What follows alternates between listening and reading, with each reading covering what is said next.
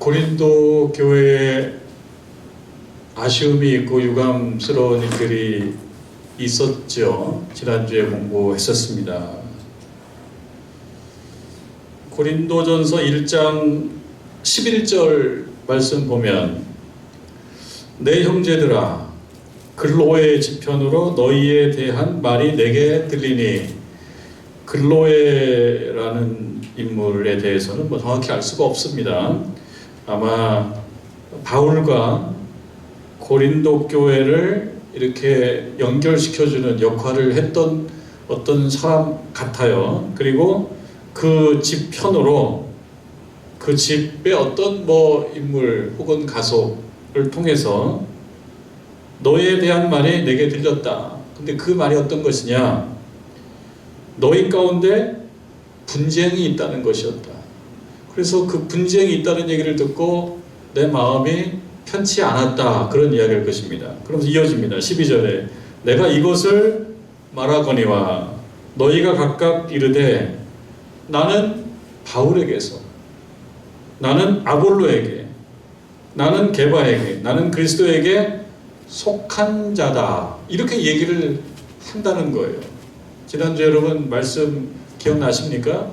교회에 보면 바나바 선교회도 있고 루디아 여선교회도 있고 이런 여러 그 조직 구성이 있다라고 얘기했습니다. 교회마다 다 이름들을 이렇게 달리 지으면서 교회의 하나의 목표를 위해서 다 매진하는 거예요.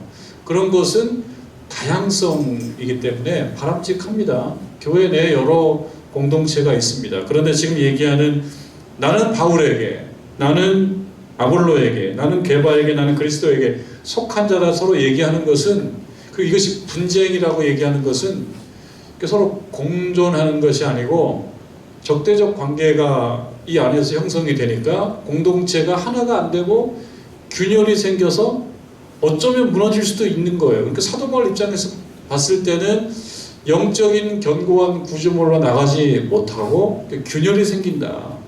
이거 바로잡아야 되겠다. 그래서 이 문제, 그냥 통칭해서 분쟁, 고린도 교회 문제, 분쟁.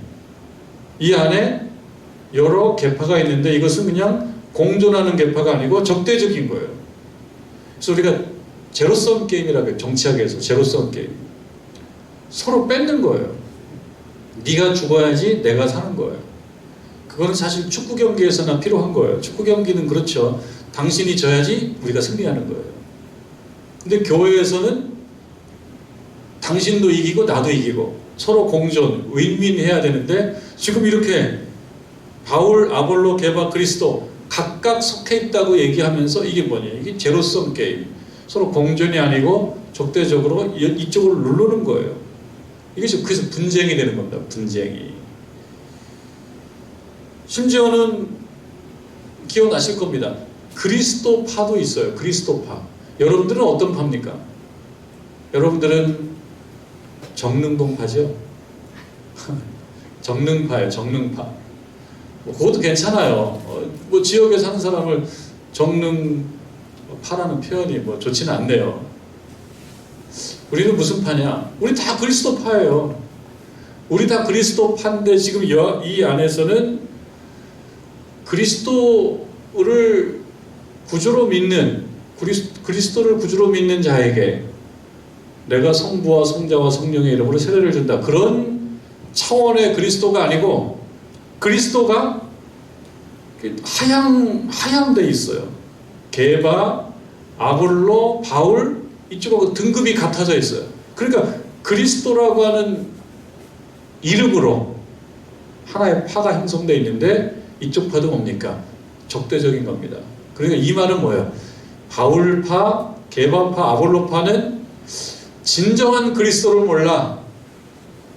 그리스도의 진정한 의미는 누가 우리만 알아. 그러니까 그리스도의 정신은 서로 화해고 화합인데 여기 있는 그리스도파는 화해, 화합, 하나된 이것이 아니고 그냥 수직적 어떤 구분입니다. 수직 구분. 우리는 더 높게 있고 너희는 좀 낮게 있고. 그래서 영어 표현으로 하이어라키 이런 표현을 써요. 하이어라키 이렇게 수직 구성이 되어 있다는 거예요. 그러니까 그것을 사도 바울이 지적하고 있지 않습니까? 이것도 잘못이다. 그리스도파? 우리 모두 그리스도파다. 그건 괜찮은데 그게 아니고 너희들은 아니고 우리만 그리스도파다. 이러니까 교회가 문제가 되는 겁니다.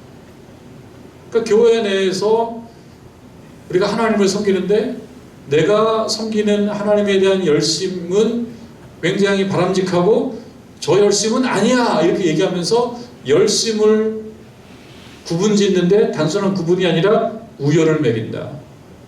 그러니까 이 고린도 교회는 문제가 있다 이렇게 진단하는 겁니다. 분쟁의 문제예요. 그래서 13절에 그리스도께서 어찌 나뉘었느냐 그렇게 지적하잖아요. 그 얘기는 뭡니까?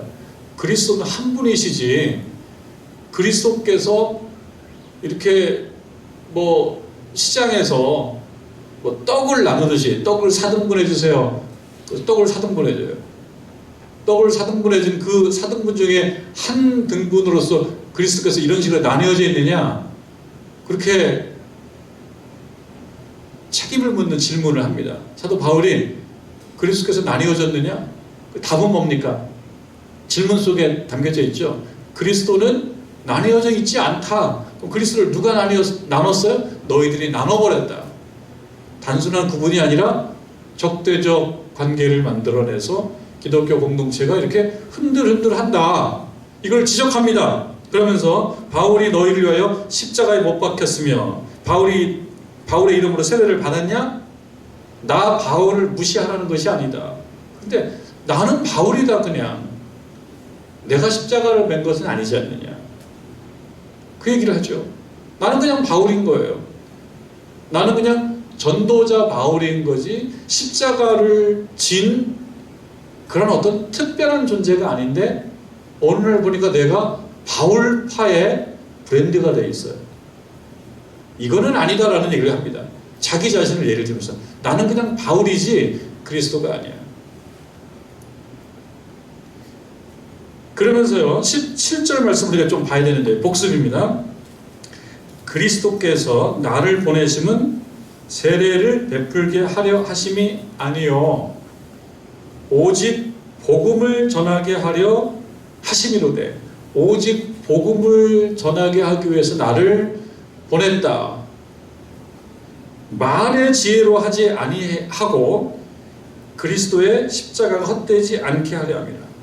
그래서 17절에서 강조하는 것은 내가 하나님으로부터 부름받아서 보냄받은 사도가 된 것은 목적이 있는데 그 목적은 뭐냐면 복음을 전하게 하기 위해서이다. 근데 그 복음의 핵심은 무엇이냐면 십자가이다라는 거예요. 십자가.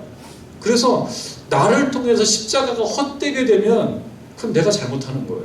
십자가는 누구하고 연결돼야 됩니까? 예수님과 연결돼야 돼요.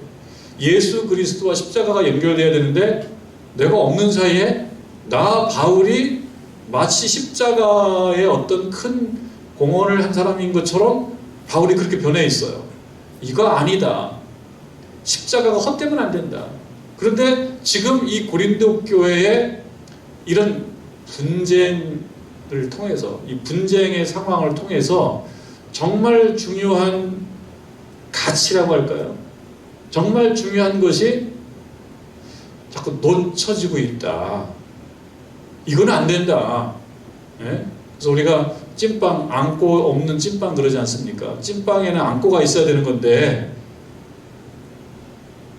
소고기국에는 소고기가 있어야 되는 건데 그 다 빠져 있단 말이에요. 다 빠져 있어요. 예? 콩국수에는 콩국물이 있어야 되는 거고요. 국수가락이 있어야 되는 건데 그 다 없어졌어요. 핵심이지 핵심. 그 앙꼬가 뭐냐? 사실은 십자가다. 예수 십자가다. 그 십자가가 없어진다. 왜? 자꾸 분쟁하면서 서로 싸우면서 십자가의 도가 아니고 인간적인 실력으로 자꾸 높은 데 올라가려고 한다는 거예요.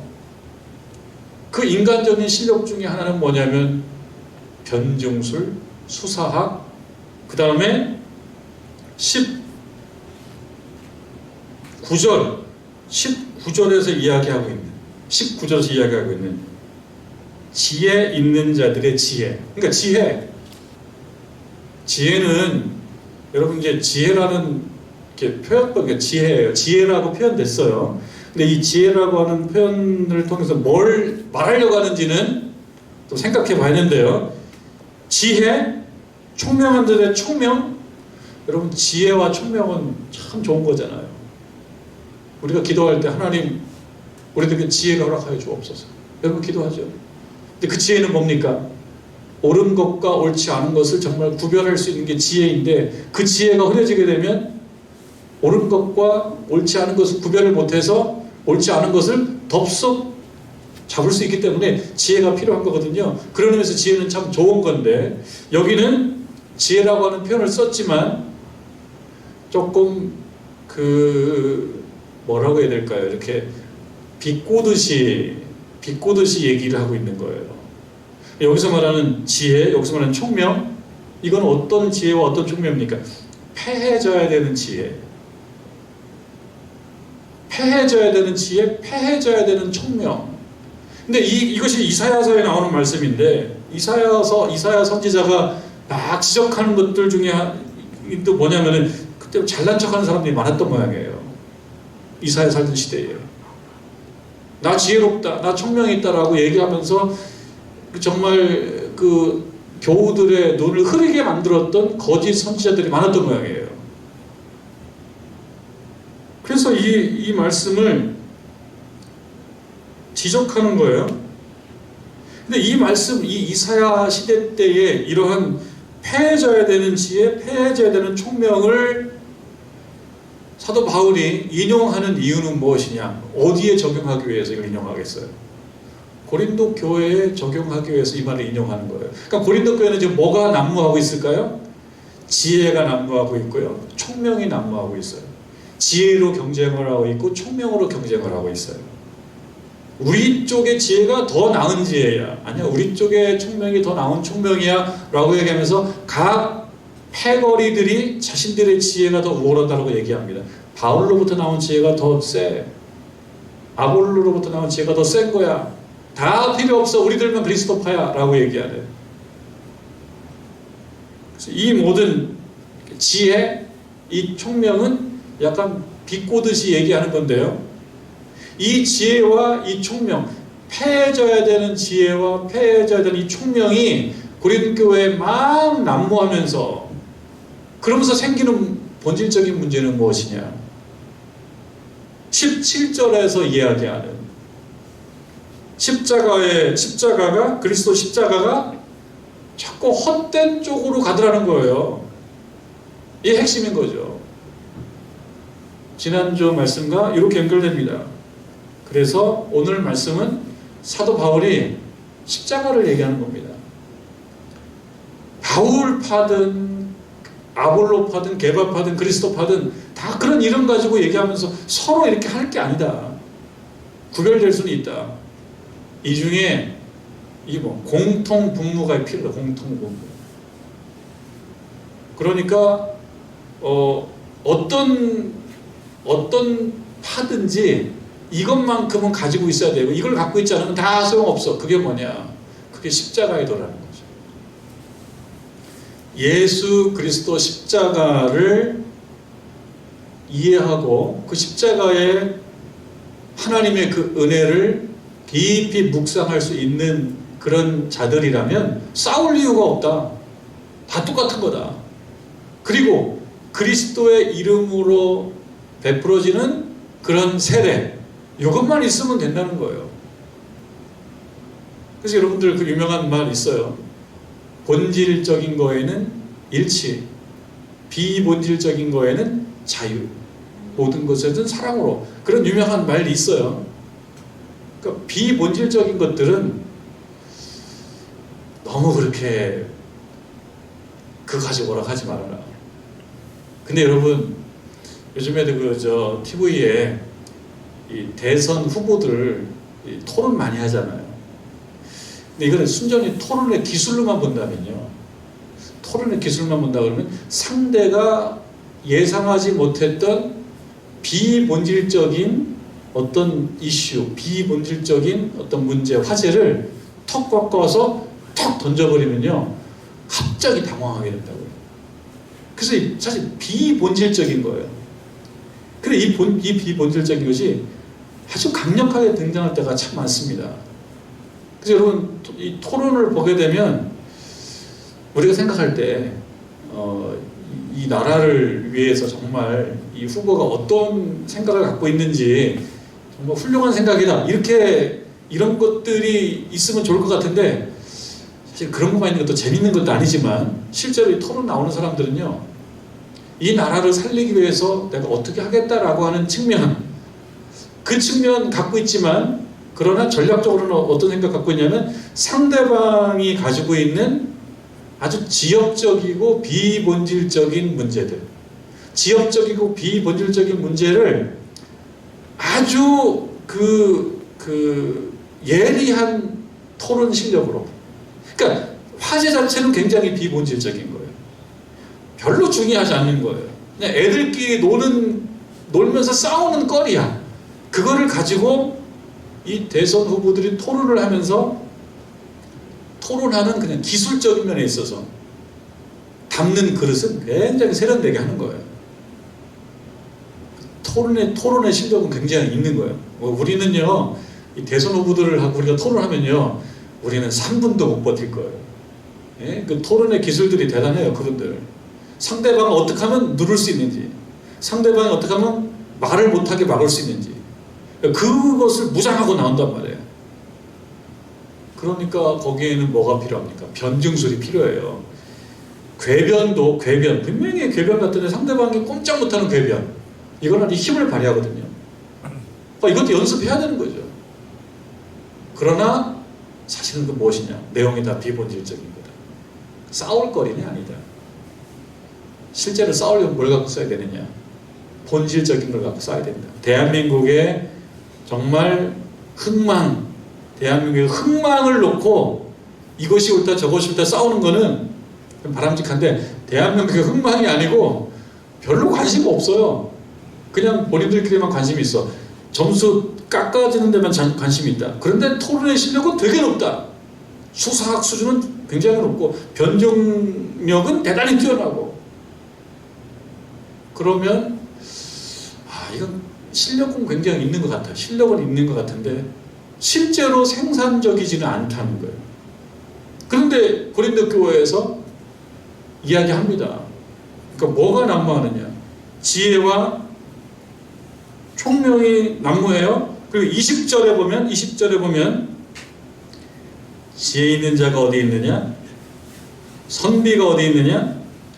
그러니까 지혜 있다라고 얘기하는 자, 그 다음에 선비, 학자야, 학자. 그러니까 어떤 현자, 학자라고 얘기하는데 토론은 굉장히 잘해요. 토론은 못 이겨요. 자료도 굉장히 많이 갖고 있고요. 그 다음에 어떻게 반응할 때 나는 어떤 식으로 이거를 뒤집을 건지에 대한 실력은 굉장히 높아요. 그래서 자칭 지혜로운 자, 자칭 학자 이렇게 얘기할 수 있습니다. 그런데 여기 그냥 20절에 그냥 후려치지 않습니까? 뭐라고 칩니까? 지혜 있는 자가 어디 있느냐? 선비가 어디 있느냐? 없다는 거예요. 이 세대에 변론가가 어디 있느냐? 그 얘기는 뭡니까? 변론이 없다는 게 아니에요. 변론이 있는데요. 이 변론이 다루고 있는 주제가 뭐냐? 그 주제는 그리스도 십자가가 아니라는 거죠. 그리스도 십자가를 다뤄야 되는데 그래도 십자가가 아닌 변론 그렇게 한다는 얘기예요. 그런 이야기를 자꾸 하니까 사도 바울이 이 부분을 지적하고 있습니다.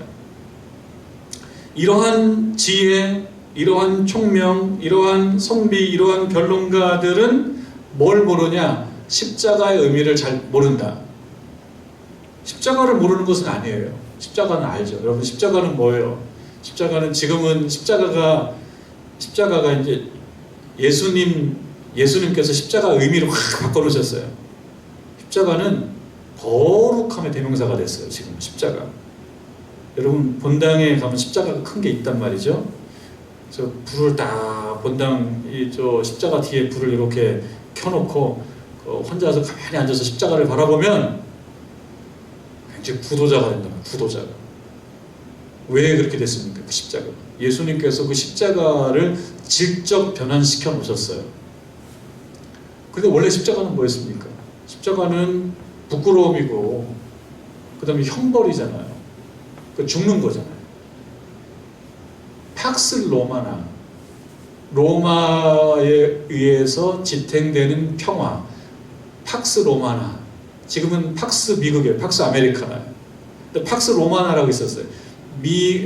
로마에 의해서 지탱되는 그 평화, 그런 로마의 어떤 지배, 어떤 로마의 입장, 로마의 어떤 나아가는 방향에 반대가 되고 어떤 저해가 되고 문제가 되고 반역이 되고, 그러면 어떻게 됩니까? 잡아다가 십자가에 세우는 거예요. 그러니까 십자가는 뭐예요? 반역죄인의 상징이기 때문에 이 십자가는 원래 패배한 거죠. 패배. 자기가 승리하지 못하는 거예요. 패배, 실패자, 죄수, 이런 거의 상징이 십자가였습니다. 그러니까 여기 나오는 선비, 변증가, 총명, 지혜, 이런 자들이 십자가를 모를 리는 없다. 십자가는 다 안다. 십자가는 팍스 로마나를 위협하는 또는 저해하는, 반역하는 사람들에 대한 형벌, 그게 십자가인데, 이 십자가를 예수님께서 지심으로 인해서 십자가가 다시 조명받기 시작한 거죠. 예수님께서 십자가를 직접 변환시키는 거예요. 예수님도 많은 사람들에게는 마치 정치범처럼 어떤 로마에 대항하는 또는 평화를 저해하는 자칭 혁명가이지만, 그러나 혁명가가 아니고 또 평화를 깨뜨리는 이러한 자로 인식되고, 그렇게 내몰려서 광기에 의해서 유대인들의 광기를 로마가 받아들임으로써 예수께서 십자가에 달리셨단 말이에요. 그러니까 그 예수님은 그 당시에 그 십자가 형벌, 십자가라고 하는 그런 아주 나쁜 것과 예수님이 이렇게 하나가 됐어요. 그러면서 예수님이 이 고고한 어떤 거룩한 예수님이 아니라 십자가에 맞아 떨어진 예수님이 돼버린 거예요. 여기서 십자가는 뭡니까? 형벌, 죄인, 이렇게 돼버린 거죠. 그러니까 똑똑한 사람들이 봤을 때, 학자들이 봤을 때, 변증가들이 봤을 때 그 십자가는 그냥 그 십자가인 거예요. 그러니까 십자가를 모르는 건 아니에요. 근데 예수님께서 이 땅에 오셔서 하나님께서 그에게 주신 이 땅의 거룩한 사명을 잘 감당하기 위해서 자기를 비우고 종의 형체를 갖고 십자가에 달리셨다라고 하는 그 사실은 사람들에게 다 감춰져 있어요. 그러니까 어떤 사람들은 알아요. 조금 뭘 모른다고. 단순 무식한 사람들은 알아요. 단순 무식한 사람들은 그냥 막무가내로 예수님이에요. 예수 그리스도. 근데 여기서 단순 무식한 사람은 정말 단순하고 무식한 거냐? 단순 무식이라고 표현하지만 단순하고 무식한 것이 아니라는 거예요. 그래서 오늘 말씀을 합니다.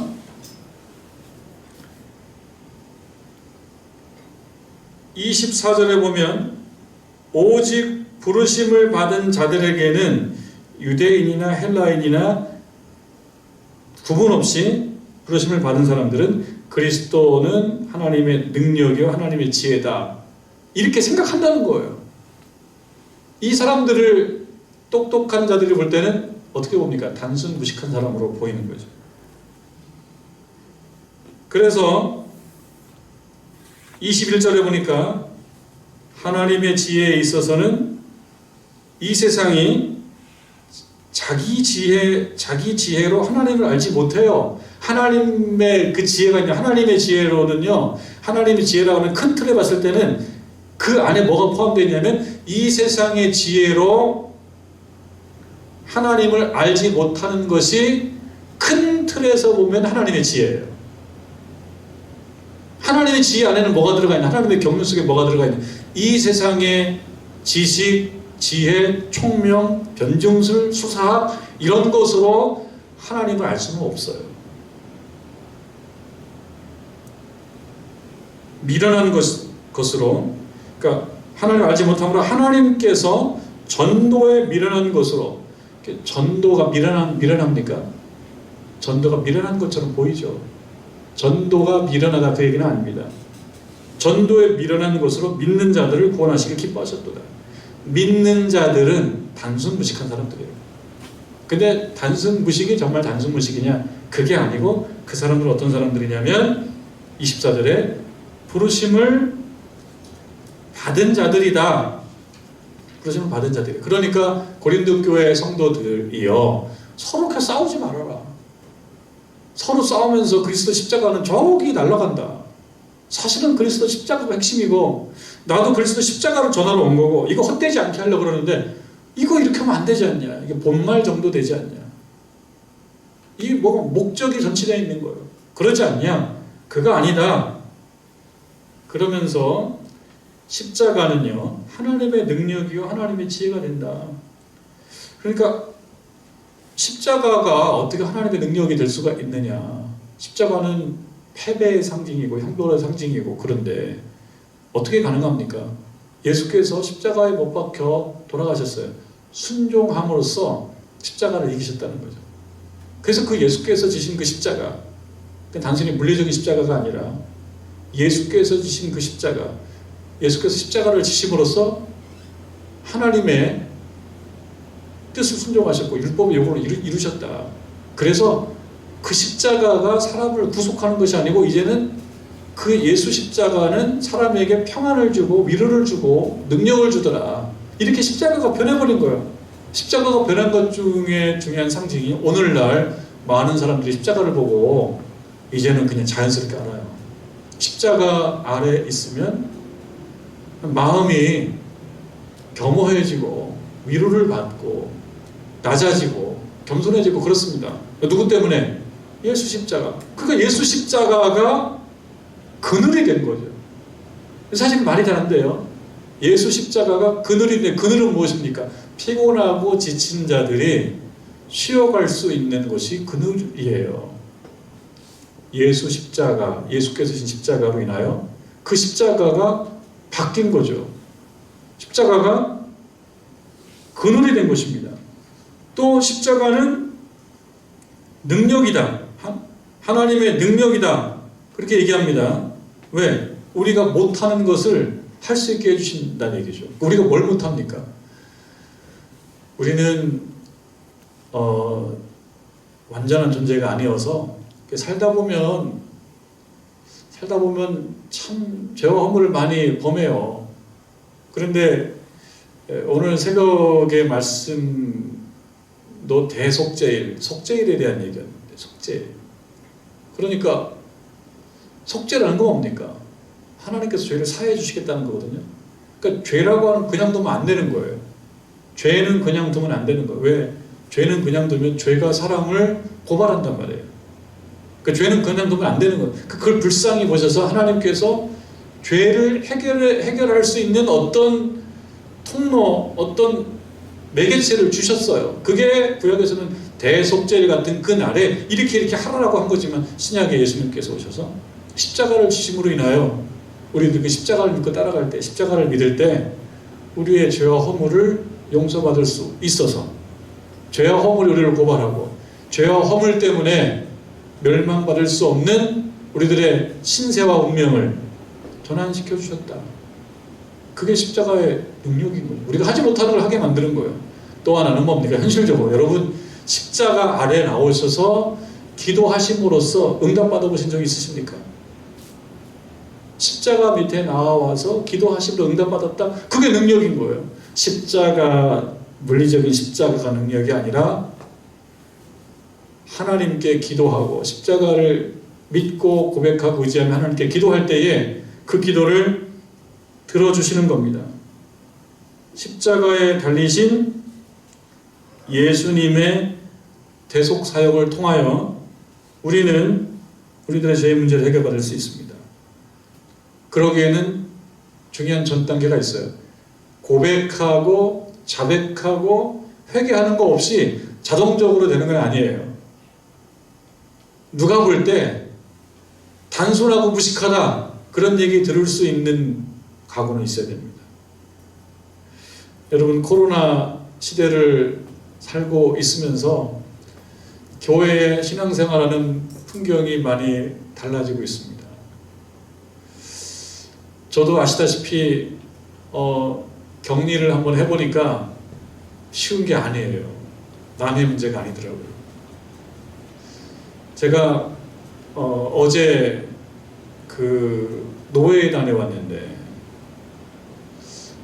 격리하는 바람에 2차 접종 날짜를 못 맞춰서 1차 접종을 좀 늦게 했어요. 하긴 해서 2차 접종을 했긴 했는데요, 백신을.